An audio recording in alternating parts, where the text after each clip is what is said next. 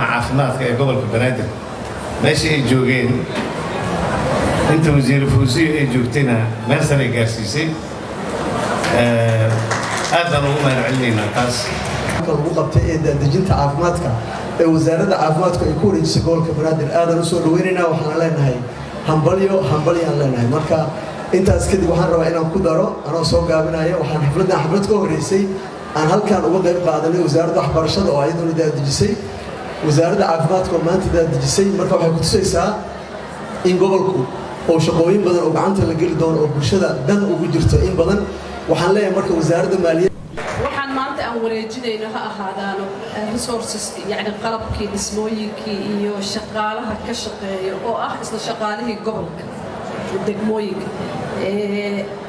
runtii sahlay hawsha inteeda 90% cismaan sharaf iyo qadarina agteena ka leedahay garabkaada Allah waxaan rabaa meesha ay taagan tahay inay ka sii fiicnaato say ugu fiicnaan kartaa adeeg caafimaad laydinku wareejiyo gobolka kaliya ma aha caafimaadka soo u wanaagsanaado waxaa jira waxyaalo badan oo ku weeraarsan oo afka qalaad lagu dhaha social determinants of health oo ka mid yahay bay'ada ay ka mid tahay shaqada qofka uu helayo waxbarashada يعني وحياة بدن أصابع عافماتك إلا بسوا سي عافمات بوح الله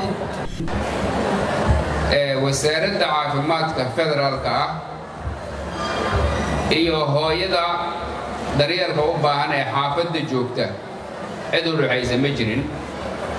وجرين تدالول الوذي لكن قبل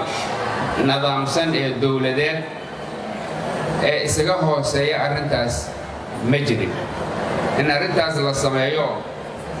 oo maamulka gobolka Banaadir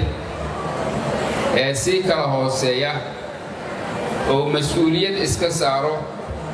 caafimaadka bulshada ayaa loola jeedaa sida maamulka gobolka oo isaga xil saaray waxbarashada ubadka ku nool gobolka Banaadir مسؤوليتنا أي كم التهاي